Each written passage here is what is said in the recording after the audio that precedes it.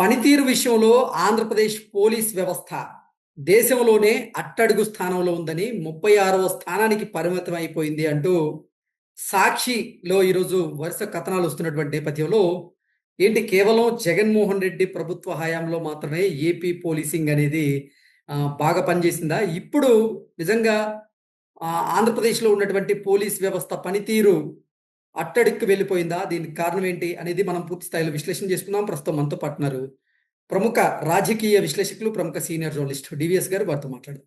Sir నమస్తే sir. నమస్తే. Sir ఈరోజు సాక్షిలో వరుస కథనాలు వస్తూ ఉన్నాయి. ఆ కథనాల ప్రకారంగా చూసుకుంటే ఆంధ్రప్రదేశ్‌లో ఉన్నటువంటి పోలీస్ వ్యవస్థ దేశంలో అట్టడుగు స్థానానికి వెళ్ళిపోయిందని, పనితీరు విషయంలో 36వ స్థానానికి పరిమితమైంది అన్నట్లుగా దాంట్లో వరుస కథనాలు ఇస్తూ ఉన్నారు. ఏంటి నిజంగా జగన్మోహన్ రెడ్డి హయాంలో ఆంధ్రప్రదేశ్‌లో ఉన్నటువంటి పోలీస్ వ్యవస్థ అద్భుతంగా పనిచేసి ఇప్పుడు నిజంగా పనితీరులో అట్టడుగుకి వెళ్ళిపోయిందా? సాక్షి కథనాల్లో మనం ఎలా చూడాలి అంటే ఏం చెప్తారు? అంటే ఈ క్రెడిట్ మాత్రం చంద్రబాబుదంట. ఓకే. ఈ క్రెడిట్ చోరీ చేయటం లేదా ఆ! చంద్రబాబు? ఇప్పుడు ఈ క్రెడిట్ చోరీ చేశాడా చంద్రబాబు? సరే. ఇప్పుడు జగన్మోహన్ రెడ్డి నిన్నటిదాకా ప్రతిరోజు ఇదేగా క్రెడిట్ చోరీ అంటాడు. హ్మ్. నేను గూగుల్ డేటా సెంటర్ నేను తెచ్చిందే, సింగపూర్ సీ కేబుల్ నేనేయించిందే, హ్మ్. ఇది చంద్రబాబు ఖాతాలో వేసుకున్నాడు అంటాడు. లేదు 3 లక్షల ఇళ్ళు నేను కట్టినయే, ఇది చంద్రబాబు ప్రారంభోత్సవం చేశాడు అంటాడు. అది క్రెడిట్ చోరీ అంటాడు, ఇది క్రెడిట్ చోరీ అంటాడు. ఇది మరి చెప్పు ఇప్పుడు ఇది నీ క్రెడిట్ కాదా? ఇప్పుడు ఈ ప్రభుత్వం ఏర్పడి ఎన్నాళ్ళు అయింది? 16 ఏళ్ళు పూర్తయింది. ఏంటి 18 నెలలు ఇంకా అవ్వలేదు. 18, 16, 17, 18 నెలల్లో ఈ ప్రభుత్వం ఉన్నప్పుడు ఏపీ పోలీస్ అంట అట్టడుక్కు దిగజారిందంట. ఈ క్రెడిట్ మాత్రం చంద్రబాబు ఖాతాలో వేస్తాడంట. కానీ పాపం లోకేష్ బాబు వెళ్ళి ఆ గూగుల్ వాళ్ళని అడిగి అతను సంవత్సరం క్రితం 13 నెలలు కష్టపడి అతను గూగుల్ డేటా సెంటర్ తీసుకొస్తే ఇది నాదేనంటాడు. నా క్రెడిట్ చంద్రబాబు చోరీ చేశాడంటాడు. ఇది ఏపీ ప్రభుత్వం నిజంగా మనం ఆ నివేదిక గనక చూస్తే కేంద్ర ప్రభుత్వం మరి ఆ 2025 నివేదిక ఏంటది? జనరల్ గా ఇప్పుడు నువ్వు కాలేజీ చదివావు, నీకు సర్టిఫికెట్ ఎప్పుడు వస్తుంది? సంవత్సరం నువ్వు కష్టపడి చదివితే వచ్చు. అట్లాగే ఇది కూడా, ఇది ఎప్పుడుది? జగన్మోహన్ రెడ్డి హయాంలో జరిగిన అరాచకాలు, అప్పటి ఏపీ పోలీస్ పరిస్థితి, నిర్వహణ సామర్థ్యం, అప్పటి సాంకేతికత, దాని మీద ఇచ్చినటువంటి నివేదికని చంద్రబాబు గంట కడుతున్నాడు. ఇప్పుడు ఈ నివేదికలో మనం చూసాం, తమిళనాడు ఏ స్థానంలో ఉంది? 31. తెలంగాణ ఏ స్థానంలో ఉంది? 32. వెస్ట్ బెంగాల్ ఏ స్థానంలో ఉంది? 35. ఆంధ్రప్రదేశ్ 36 ఏదో ఇచ్చినట్టున్నారు. వాళ్ళు కొన్ని నామ్స్ పెట్టుకుని పారామీటర్స్ ప్రాతిపదికన వాళ్ళేదో నివేదిక ఇస్తే అది నీ హయాంలో ఏపీ పోలీస్ ఫెయిల్యూర్. ఆ విషయం ఎందుకని అతను మసిపూసి మారేడుకాయ చేస్తున్నాడు? ఇప్పుడు మనం తీసుకుందాం, నిన్నగాక మొన్న ఇప్పుడు ఈ మావోయిస్టులు 50 మందిని ఏదో పట్టుకున్నారు. ఆయన ఎవరు? మహేష్ చంద్ర లడ్డా, మరి డీజీపీ ప్రెస్ మీట్ ఏదో పెట్టినట్టున్నాడు.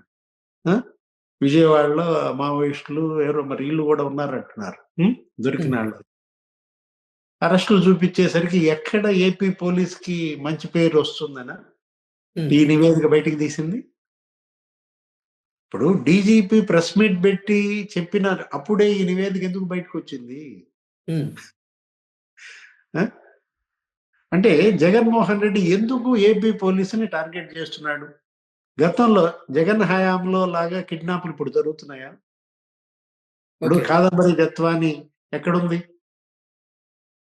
ఇప్పుడు ఆ రోజు ఆ కేసులోనే కదా వీళ్ళందరూ అరెస్ట్ అయ్యి జైలుకి వెళ్లాల్సిన పరిస్థితి. విశాల్ గున్ని. ఇప్పుడు మనం చూసాము, అతనెవరు? పిఎస్ఆర్ ఆంజనేయులు. అరే డీజీ కావాల్సిన వాడిని జైలుకి పంపించారే, అంతకన్నా ఫెయిల్యూర్ ఏమైనా ఉందా? ఎవరిని నమ్ముకుని వాళ్ళు జైలుకి వెళ్ళారు, వాళ్ళు సస్పెండ్ అయ్యారు. ఎంతమంది వాళ్ళ అధికారులు, పోలీస్ అధికారులు సస్పెండ్ అయ్యి ఉన్నారు? ఐపీఎస్ వాళ్ళు చదువుకున్నారు. జాషువా, విడుదల రజని ఎఫెక్ట్, స్ట్రోక్, ఏది అదేదో కంకర మిక్సర్, అతను ఎవరో యజమాని బెదిరించి 10 కోట్లు ఆమె డిమాండ్ చేయటం, మాట్లాడుకోమని చెప్పి జాషువా ఒత్తిడి చేయటం, 50 లక్షల ఫైన్ వేస్తానని బెదిరించటం, ఆ శ్రీనివాస బాలాజీ క్రషర్స్ చిలుకలు వాళ్ళు పెట్టిన కేసులో కదా జాషువా సస్పెండ్ అయింది. అవును. ఎంత జాషువా వయసు, అతనికి ఎంత భవిష్యత్తు ఉంది. అరే ఐపీఎస్లతో ఆడుకున్నాడు జగన్మోహన్ రెడ్డి, ఇవాళ వాళ్ళు అనుభవిస్తున్నారు విషయాలు కొన్ని. అంటే ఇప్పుడు ఏపీ పోలీసు ఫెయిల్యూర్ ని అతను ఈ విధంగా వాళ్ళ మీడియాలో హైలైట్ చేస్తున్నారంటే, గతంలో జగన్ హయాంలో పోలీస్ ఎలా పనిచేసింది, ఇప్పుడు ఎలా పనిచేస్తుంది. బాధితుడు ఇప్పుడు స్వేచ్ఛగా వెళ్ళగలుగుతున్నాడు, బయటకు వచ్చి తన కేసు ఇస్తున్నాడు. వాడు నన్ను అన్యాయం చేశాడు, నా భూమి ఆడు కబ్జా చేశాడు. ఇప్పుడు ఇవాళ గతంలో జగన్మోహన్ రెడ్డి హయాంలో బాధితులకి స్వేచ్ఛ ఉందా? బాధితుల మీదే తప్పుడు కేసులు పెట్టారు కదా, ఎస్సీ ఎస్టీ కేసులు పెట్టారు కదా, ఎస్సీల మీదే ఎస్సీ ఎస్టీ కేసులా? ఇప్పుడు ఈ 18 నెలల్లో ఏ ఎస్సీల పైన ఎస్సీ ఎస్టీ కేసులు పెట్టారా? ఇవన్నీ గుర్తొస్తాయి. ఏది అనవసరంగా జగన్మోహన్ రెడ్డి రాతల ద్వారా వీటిని హైలైట్ చేయటం ద్వారా తన హయాంలో జరిగినటువంటి అరాచకాలన్నీ మళ్ళీ బయటకు వస్తాయి, మళ్ళీ చర్చనీయాంశం అవుతాయి. అవసరమా? సాక్షి మీడియా లేకపోతే ఈ సోషల్ మీడియా, ఆయన సొంత మీడియా జగన్మోహన్ రెడ్డి మేలు చేస్తోందా, కీడు చేస్తోందా?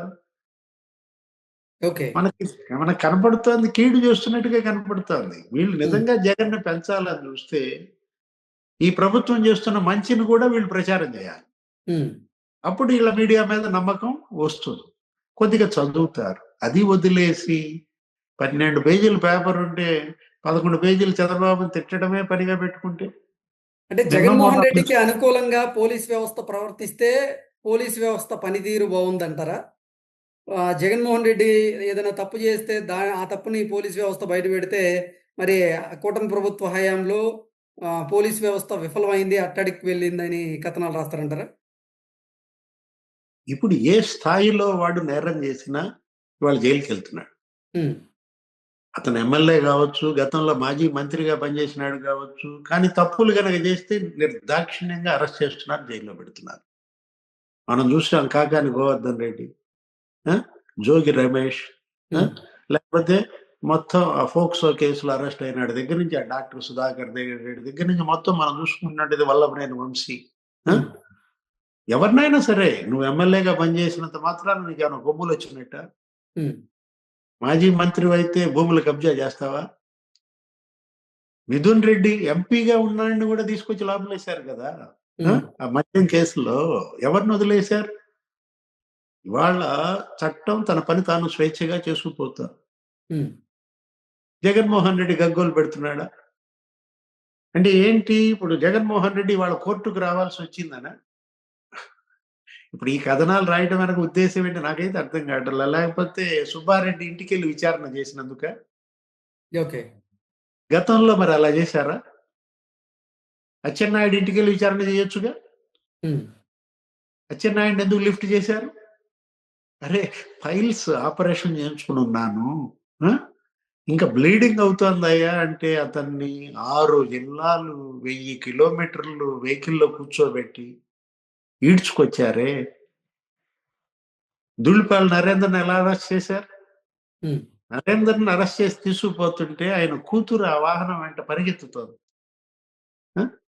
ఇవన్నీ మర్చిపోయారా జనం? ఇప్పుడు ఆ పరిస్థితి ఉందా?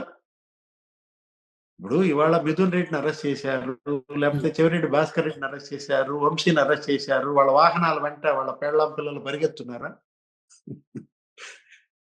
ఇప్పుడు ఏపీ పోలీస్ చక్కగా ఇంటికి వచ్చి విచారణ చేస్తోంది కృష్ణ.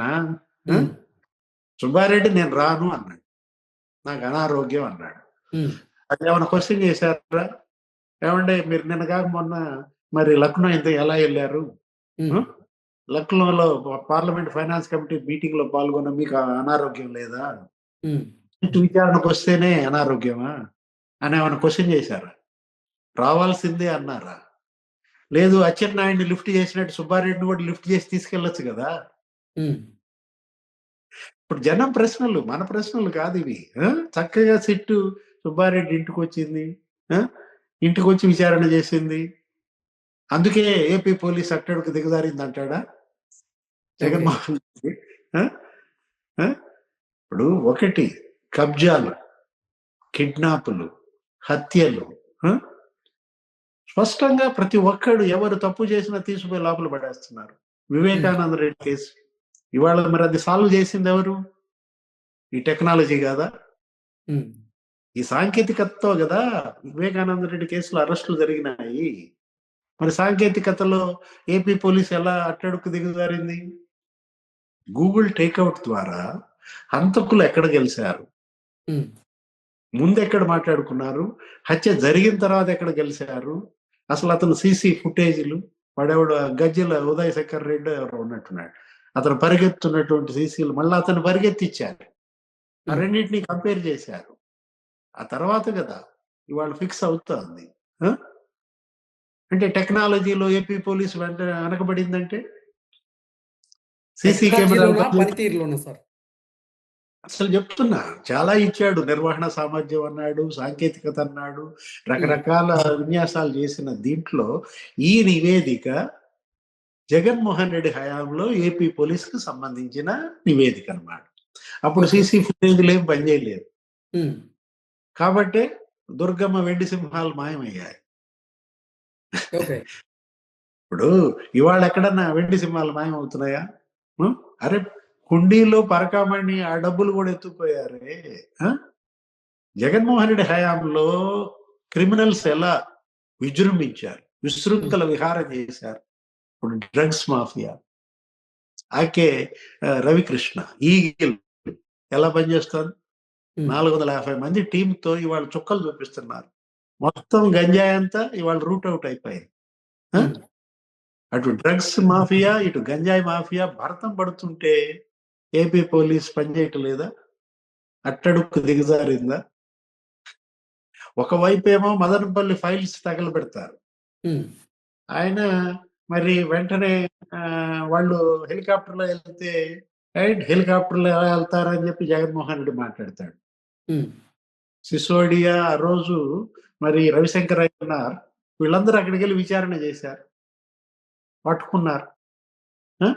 మొత్తం భాగవతం అంతా బయటకొస్తుంది గదా! అంటే ఏంటి ఎక్కడికక్కడ నేరస్తుల పాలిట సింహ స్వప్నంగా ఏపీ పోలీస్ మారుతోంది. హ్మ్. అది జూసి ఈ రాతలు రాస్తున్నారా? ఈ విధంగా ఏపీ పోలీస్‌కి చెడ్డ పేరు తేవడం ద్వారా జగన్మోహన్ రెడ్డి ఎవరి నైతికత దెబ్బతీయాలని చూస్తున్నాడు? ఇవాళ జగన్మోహన్ రెడ్డి ఈ మీడియా, ఈ రాతల ద్వారా అతనేంటి క్రెడిట్ చోరీ అనేది అదే అన్నమాట. ఆ! జగన్ నేరాలు, జగన్ ఘోరాలు వారసత్వంగా ఈ ప్రభుత్వానికి సంక్రమించాయి. ఓకే. పవన్ కళ్యాణ్, చంద్రబాబు గూడా అన్నారు ఆ మధ్య. ఏమని? జనరల్‌గా వారసత్వంగా ఆస్తులొస్తాయి. హ్మ్. వారసత్వంగా భూములొస్తాయి. మాకు వారసత్వంగా ఈ నేరాలు, ఘోరాలు ఇచ్చాడు జగన్మోహన్ రెడ్డి అన్నాడు. హ్మ్. సార్. ఈ నివేదికలు గూడా హ్మ్. వారసత్వంగా వచ్చిన నివేదికలన్నమాట. ఓకే.